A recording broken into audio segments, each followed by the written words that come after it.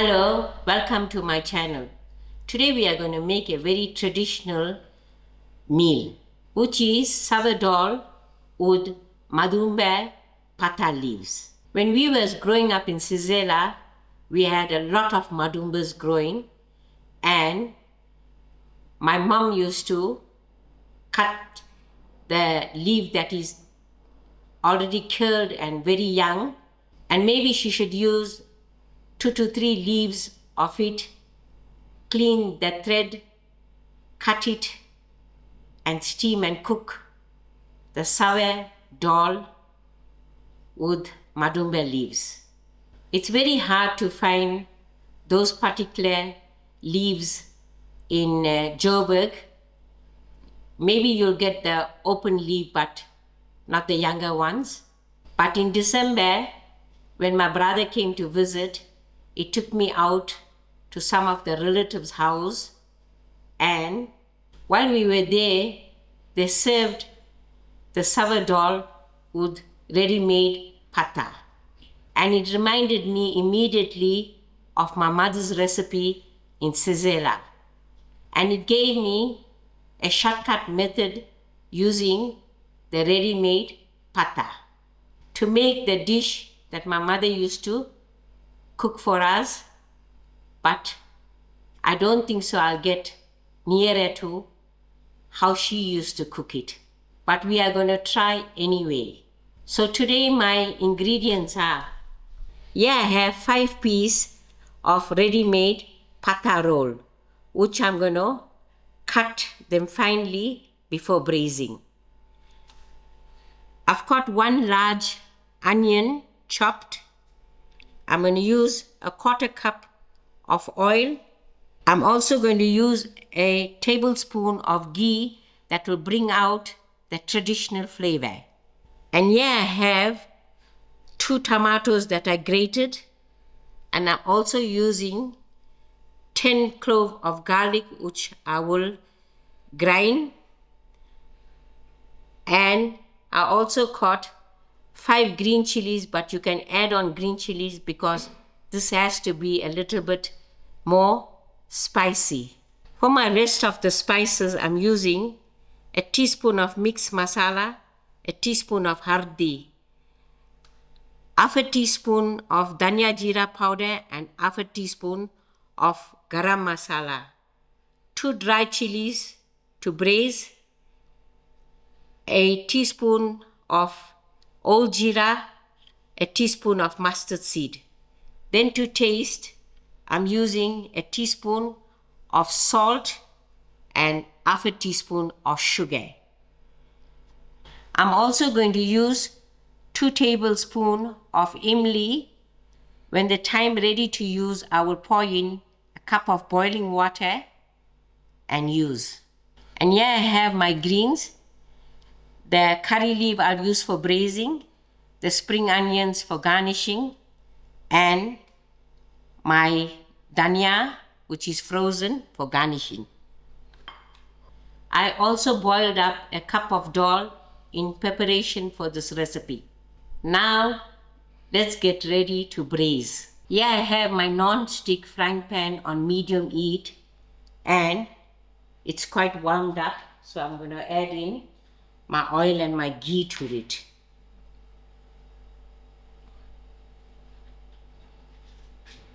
First I pour in my oil,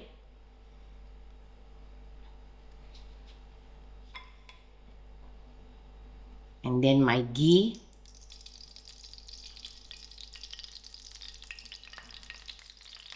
to this I'll add in all my onions, and I'll allow this to fry till it's golden in color. My onions is turning a lovely golden color. To this I'm going to add in my curry leaf,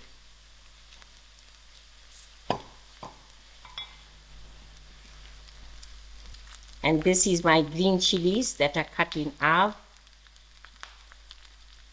And also I'm going to break down my dry chilies and add it to the oil.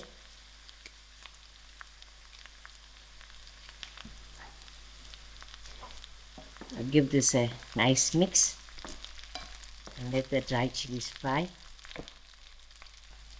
I'm also going to throw in my garlic that I ground.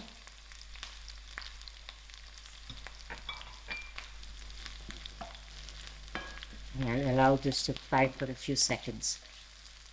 And thereafter I'm going to throw in my teaspoon of jeera and my teaspoon of soap. Sorry, that was mustard seed.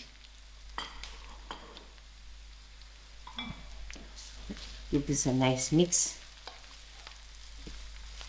And then I'm going to put in my masalas.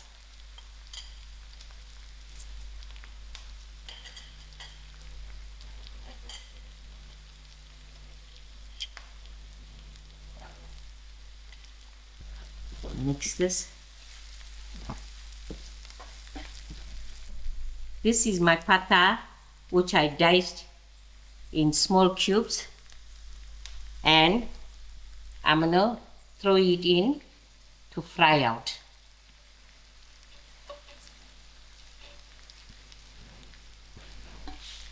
I'll mix this,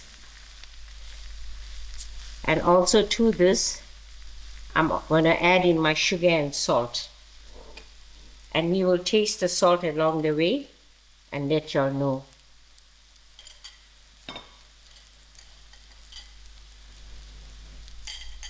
I will allow this to fry for about 2 to 3 minutes. My patha is fried. You can see it's turning color. So before that can happen, I'm going to throw in my tomatoes. I will allow these tomatoes to cook out. Here you can see my patha is done and the tomatoes are cooked out. To this point you have to be very careful because the gram flour in the filling of the patha tends to burn very quickly. So you have to keep stirring till your tomatoes get cooked. I am ready to pour in my imlee water. I soaked my imlee in hot water. Normally we buy seedless imlee, but for some reason all the time the imlee has its seeds. I'm just going to use my fingers to separate the seed, and I will pour it in.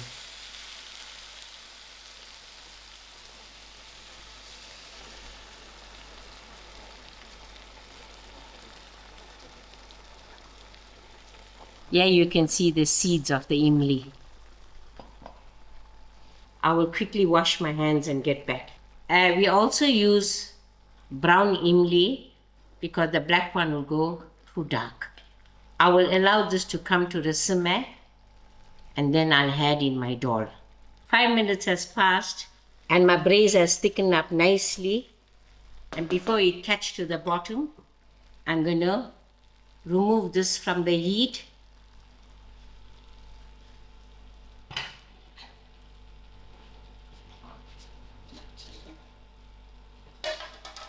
And this is my dhal that I boiled earlier.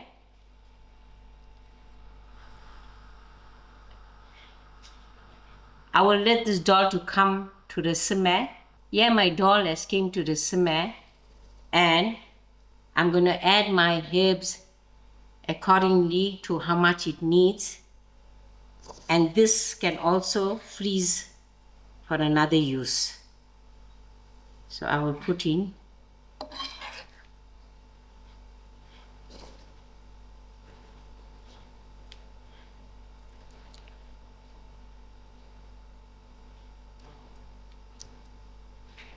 now. I will give this a stir. My dhal is also very thick.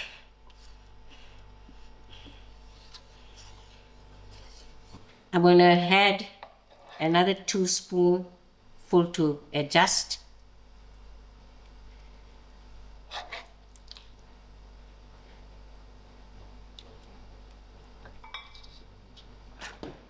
I'll stir. This dhal has to be a thick finish. I'm going to put 1 last spoon to make it a little bit more rich.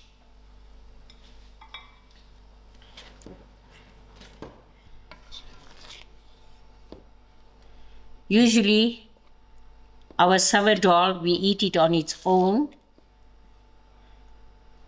But my mom used to serve it with some lovely imlee rice.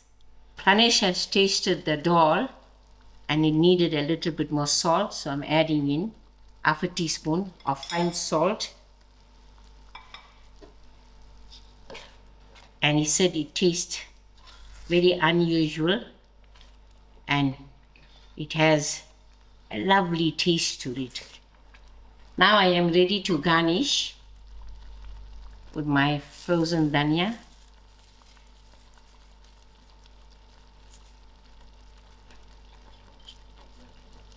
And my spring onion.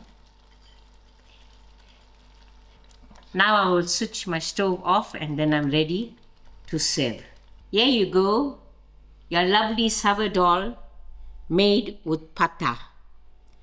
It's also served with rice and some lovely potato choka. This was one of our meals that we should always look forward to when we lived in Sisela in the barracks.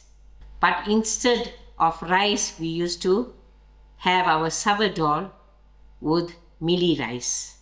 And if you have some lovely mango pickle on the side, it goes very well. I hope my brothers and sisters are watching. I know this will bring tears to the eyes, the way my mother used to prepare the leaf and squeeze it out and then braise it with extra chillies. And just the savar dhal and imlee rice used to make a great meal for us. Thank you all for watching and give this shortcut recipe a try.